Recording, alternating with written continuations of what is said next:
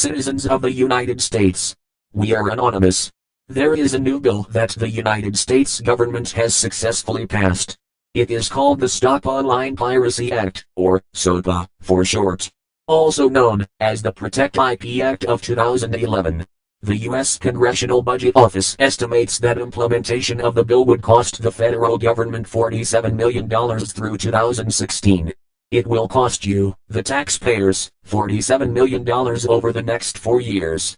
The SOPA Act will censor you from accessing certain websites and block all access to other areas of the internet that the United States government does not want you to access.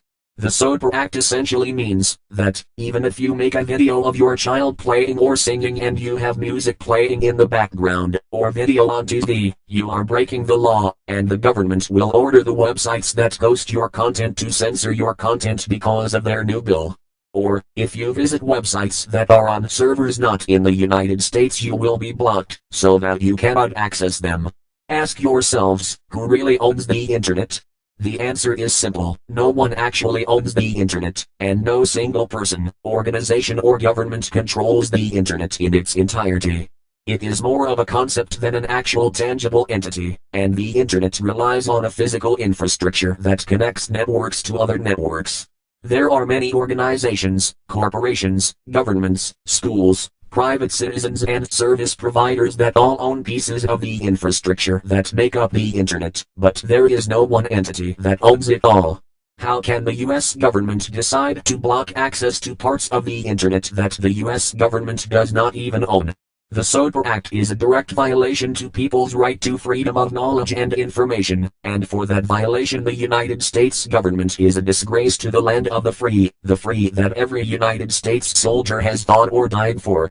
The United States government is essentially telling the people of the United States that they are free to do as the government tells them.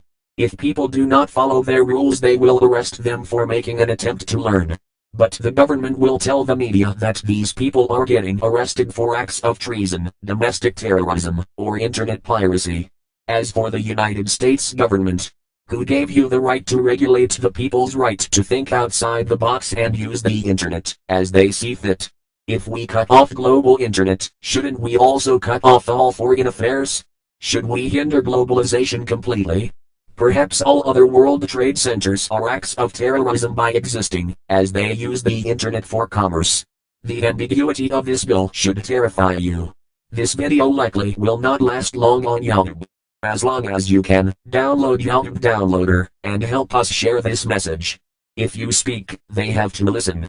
If they do not listen, their blatant disregard for the people will not go unnoticed, and is not acceptable. Doing nothing is the worst thing you can do. We are anonymous. We are legion. We do not forgive. We do not forget. Expect us.